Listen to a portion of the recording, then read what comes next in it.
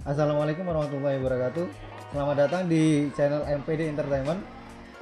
Ini adalah episode pertama kita di acara MPD Podcast. Jadi kita konsepnya di sini di acara podcast kita ini menghadirkan sosok-sosok yang menurut saya itu menginspirasi bagi kita semua, terutama bagi kaum milenial saat ini. Nah, pada kesempatan kita kali ini sudah bersama dengan seorang pengusaha muda perempuan yang jelas menginspirasi buat kita semua, Mbak Haro. Halo Mbak. Halo. Apa kabar? Alhamdulillah sehat. Di sini saya sedikit mau tanya-tanya Mbak ya. Iya boleh. Alasan Mbak Haro pertama kali untuk memilih sebagai pengusaha kopi ini apa sih Mbak? Pertama karena musim ini banyak sekali usaha-usaha seperti usaha kopi, minuman seperti Thai tea. Jadi saya memilih untuk jual kopi sama Thai tea. Oh. Jadi kalau menurut Mbak Haro untuk memilih suatu usaha itu kita ikut sama tren atau kita yang menciptakan tren? Sebenarnya ya ngikuti tren. Ngikuti tren ya. Ngikuti tren. Berhubung itu yang yang banyak yang diminati orang-orang, jadi ngikut aja. Dan juga kita harus menciptakan sendiri. Terus kalau misalkan ini namanya apa sih Mbak? Omben Omahan. Omben Omahan. Bisa dikenalkan dulu sama pemirsa kita. Halo pemirsa, di sini saya sebagai owner, bukan owner sih, yang punya usaha Omben Omahan, tempatnya di Banyumas. Sebelum membuka Omben Omahan ini, sebelumnya pernah nggak sih Pak kayak pengalaman di usaha kopi sebelumnya, mungkin join sama teman atau gimana gitu? Pernah dong. Sebelum Omben Omahan ini, saya buka usaha di kota saya, Martapura. Cuma waktu itu tepatnya 2019 ya. 2019 itu sebelum pandemi Pak ya? Ya, sebelum pandemi itu. Kan Covid datang ke khususnya di Indonesia. Akhir Desember 2019. Cuma masuk ke Indonesia pertengahan 2020 bulan 3 tepatnya. Iya. Di situ 2019 itu aku buka usaha di Martapura. Adalah namanya di situ. Waktu itu berjalan 3 bulan, Covid ke Indonesia. Oh, jadi di situ berhenti atau misalkan bisa diomongkan berhenti lah ya? Ya berhenti karena lockdown. Lockdown sementara itu. Pertama itu sebulan katanya. Sebulan batas waktu yang tidak ditentukan. Habis itu aku ngambil waktu lockdown itu aku ngambil sebulan untuk bukan resign sih, tutup sementara sampai waktu ditetapkan pemerintah itu. Tapi ternyata sampai sekian nggak tahu waktu yang tentukan itu. Terus saya mikir gini, kalau nggak maju terus sayang bahan-bahannya yang sudah ada itu. Terus habis bulan 3 akhir itu kan sudah masuki puasa ya. Mikir gini buat usaha apa gitu. Sudah itu pulang ke rumah mikir buka neruskan usaha itu dari kota itu. Pertama mau buka usaha itu mikir apakah di desa itu laku, pasti kan namanya juga usaha kan. Tantangan apakah laku, apalagi kopi. Orang kan taunya kopi-kopi sasetan gitu kan. Nah, kayak kopi-kopi rumahan gitu. Kayak kopi-kopi yang dicampur-campur itu. Terus abis itu waktu puasa kedua aku mikir udahlah buka usaha aja di rumah gitu kan. Terus sebelum aku buka usaha itu ini kan zaman milenial ya Mas ya. Pertama kita itu harus aktif di sosial media. Benar. Pertama itu aku buka ini Mas buat Instagram dulu sebelum buka usaha itu. Bingung pertama. Boleh nanti Omben Omahan. Ya Omben Omahan.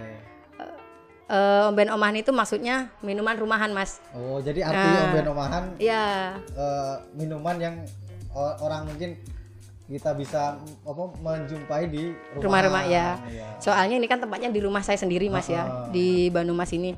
Jadi sebelumnya itu pertama itu kan kita harus fokus ke nama dulu Mas, pengen dikenal itu. Waktu itu pengennya tuh Omah Kopi Omahan masih bingung Mas itu. Jadi nama itu ganti berapa kali sih Mbak? Kalau untuk nama ya? Sebelumnya itu banyak Mas, ada 3 nama, cuma yang paling dominan ini lebih ke Omben Omahan itu. Karena menurut saya nama itu sebuah brand Mbak ya. Ya, Kalau benar. semakin kuat brand itu, semakin mudah juga orang untuk mengenali kita. Iya benar. Terus ini Mbak, tantangan yang paling berat ketika pandemi itu Mbak, apa sih yang kayak pengusaha, katakanlah kan kalau Omben Omahan sendiri baru buka setelah pandemi. Pas Mbak. pandemi. Nah itu kira-kira apa sih Mbak tantangan paling berat? Tantangan terberat itu ya pasti dari konsumennya itu sendiri. Waktu mau nongkrong gitu ya, malam-malam itu takutnya nanti dibubarin sama polisi, sama keamanan setempat. Ada beberapa kali Omben Omahan itu didatangi oleh Kapolsek tempat, karena waktu pertama kali itu ya Mas ya, pas rame-ramenya itu suruh pakai masker, jaga jarak, pernah didatangi polisi gitu. Kalau misalkan mau kita minum kopi nih guys, ya. Kalau mau pakai masker gimana? Ya maskernya dibuka. Iya. Kadang juga dipikir-pikir, kita disuruh pakai masker terus minum kopi, gimana cara minumnya? Iya benar kan. Pakai pipet lah. Oh iya. Terus kalau kan waktu di Martapura kemarin di kotanya itu Mbak sendiri buka join sama teman atau memang usaha buka sendiri? Join sama teman itu Mas. Itu kan waktu itu kan setahunan saya nganggur ya Mas ya. Dan itu nganggur, ditawari sama temen, mau nggak join gitu, join sama aku, jadi aku makanan kalau minuman kan. Boleh, namanya juga sebelumnya belum pernah berusaha ya Mas ya. Jadi bukan iseng-iseng, cuma mungkin ini kesempatan gitu kan. Kesempatan habis itu buka, terus pandeminya sudah. Begitu lockdown, sebenarnya kalau misalkan tidak lockdown ini Mas masih terus lah sampai sekarang. Masih lanjut. Berhubung lockdown, orang kan juga sungkan kan mau datang nongkrong gitu. Kan waktu itu juga orang parnoan juga sih sama COVID ini. Iya. Soalnya jangankan untuk nongkrong sama temen, keluar rumah aja orang takut waktu itu kan. Nah, kalau untuk usahanya sendiri nih Mbak, kalau di rumah sekarang ini Omben Omahan berdiri atas Mbak sendiri atau mungkin join sama teman juga? Atas saya sendiri. Oh, jadi pengalaman waktu buka di Martapura itu diterapin di sini. Iya, ini bisa jadi salah satu berkah COVID-19. Iya benar. Iya benar tuh berkah guys. COVID. Jadi kalau misalkan kita punya masalah, pasti ada hikmahnya. Hikmah ya benar. Iya, jadi mungkin waktu itu kalau misalkan Mbak join sama yang lama dulu mungkin nggak ada COVID, nggak bisa benar. sebesar ini juga. Mungkin juga kalau misalkan nggak ada COVID juga nggak bakal buka di rumah juga, pasti masih lanjut di Martapura itu. Tapi Mbak yakin ya kalau misalkan buka di desa kayak gini tetap bisa bertahan gitu? Harus yakin Mas. Usaha dimanapun kita harus yakin, rezeki kan dari Allah. Bener-bener. Jadi kalau setiap usaha itu pasti ada hasilnya. Iya benar. Usaha nggak mengkhianati hasil. Iya benar. Gitu ya. Usaha kita sampai mana kita harus fokus sama usaha kita sendiri. Terus kalau misalkan untuk memilih usaha kopi ini tadi kan kata Mbak ikut tren Mbak. Iya. Berarti Omben Omahan ini baru pertama kali ada di daerah sini Mbak? Saya nggak bilang pertama, cuma bisa dibilang yang pertama untuk jenis minuman kopi-kopi gitu Mas ya. Untuk jenis minuman kopi, Thai tea itu. Bukan yang pertama, cuma bisa dibilang yang pertama. Tapi untuk daerah sini bisa dibilang pertama juga ya. Karena yang lain mungkin belum ada inisiatif gitu kan. Ya mungkin sudah ada sih Mas, kayak minum-minuman pop es gitu kan, yang di blender gitu. Cuma untuk kopi dan Thai tea bisa dibilang yang pertama. Jadi gitu guys. Kalau misalkan kita ada niat pasti ada hasilnya. Terus kalau misalkan nih Mbak, ada mungkin penonton kita yang mau buka usaha, tips-tips apa dari Mbak yang mungkin bisa diterapin untuk mereka? Terutama ini buat pengusaha muda Mbak ya, karena kita tahu sendiri bahwa di Oku Timur ini kebanyakan dari anak-anak milenial kita yang katakanlah sudah punya niat, tapi mungkin ada keresahan, mungkin ada kurang percaya diri. Itu tips-tips dari Mbak untuk para milenial kita bisa buka usaha apa? Yang pertama itu sebelumnya kita harus yakin ya kalau misalnya kita harus jualan. Pasti di dalam diri kita itu pasti yang pertama kali itu waktu mau memulai itu kita pasti punya pikiran pertama itu laku nggak jualan Oh, kita bener, gitu. bener, Yang pertama itu harus yakin kita. Iya, Nah, yakin. kedua kita harus percaya rezeki Percaya. itu pasti nggak akan ketuker. Iya, Meskipun bener, meskipun usahanya sama, Heeh. jualannya sama, mungkin rasanya sama, Heeh. kita nggak boleh takut. Rezeki sudah ada yang ngatur. Gitu. Terus apa lagi, Mbak? Kira-kira Apa ya? Harus telaten. harus telaten. Harus telaten. Itu mungkin yang poin yang paling penting. Iya, harus telaten Mas. Soalnya rame-ramenya itu pasti sebulan 2 bulan sampai 3 bulan itu pasti rame-ramenya. Benar. Cuma untuk seterusnya namanya ini kan musim, pasti kita ini ada musim hujan gitu. Musim hujan itu bisa dibilang dikit lah pelanggan itu kan. Jadi intinya kita harus telaten dengan usaha kita. Insya Allah ya kita akan mendapatkan apa yang kita pengen. Mungkin itu jadi tantangan buat kita sendiri, Mbak, ya. Jadi Iya. untuk pengusaha itu harus siap dengan segala Iya, konsekuensi benar, yang iya. terjadi di lapangan, Mbak. Iya. Oh iya benar. Soalnya kita kan punya usaha nggak mungkin lah naik Iya, terus pasti naik bener. turun. Naik turun. Ada masanya semua itu. Gitu. Jadi kalau misalkan dari apa namanya, mungkin iklim apa itu bisa mempengaruhi ya kayak cuaca gitu. Iya, kan. bisa. Jadi untuk bertahan bisa meyakinkan diri sendiri bahwa ini aku harus bertahan. Itu kira-kira dari Mbak sendiri gimana? Ya bertahan itu nggak cukup dengan omongan saya harus bertahan ya, ini nggak perlu. Bener. Bertahan itu kita harus mempunyai ide-ide baru Mas untuk menciptakan minuman-minuman baru. Nah yang pasti kalau misalkan kita pengen usaha kita laris atau laku, kita harus mempunyai gebrakan untuk membuka menu-menu baru gitu. Iya benar.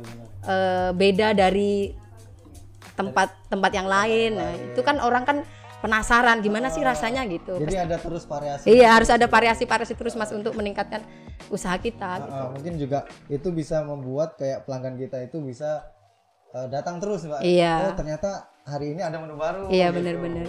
Jadi orang juga nggak bosan sama Iya, menu bener. yang ada di tempat ini. Gitu. Iya selain itu. Kalau boleh, ini aku minta satu dong. Apa? Kopi. Kita mau coba apa ya? Karena ini sekarang kondisinya siang. Panas. Minta Es gitu ya? Coba kayak saya mau merasain kayak gimana sih omben omahan itu, guys? Banyak minumannya Mas, mau pilih yang mana? Mau Thai tea apa kopi gitu? Yang paling spesial, coba. Spesial. Yang es aja lah, karena kita siang-siang ya, guys. Recordnya kita siang. Boleh.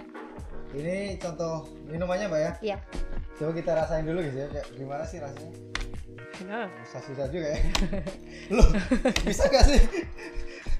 Ini coba kita minta pipet lagi dong. Oh bisa guys. Ternyata bisa. Karena kita siang-siang, jadi aku mintanya ini es.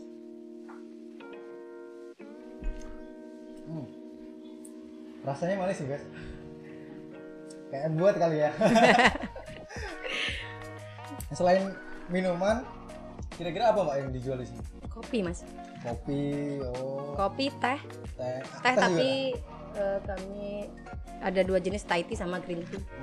Jadi ternyata walaupun omben omahan ternyata banyak variasi juga. Iya banyak. Ada 45 lebih minuman di sini. 45 Iya. jenis minuman. Iya.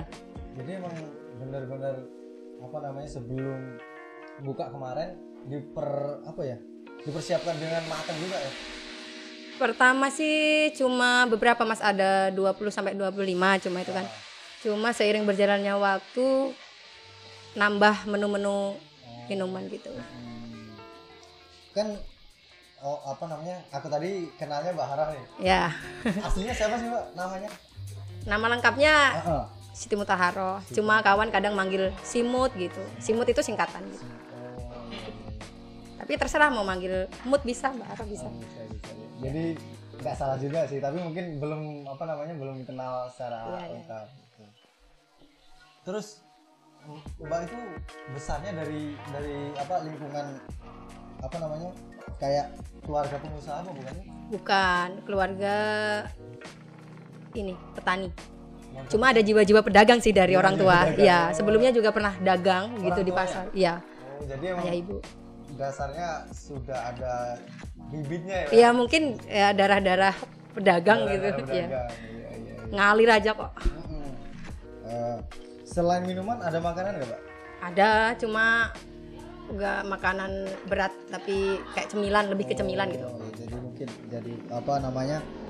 Yang nemanin minumannya Iya, gitu. kayak kentang, sosis gitu, cuma makanan-makanan ringan. Kan aku juga orang nggak jauh nih dari sini Iya, kan. betul. Tapi kok jarang sih Mbak lihat Mbak tuh sebenarnya apa namanya?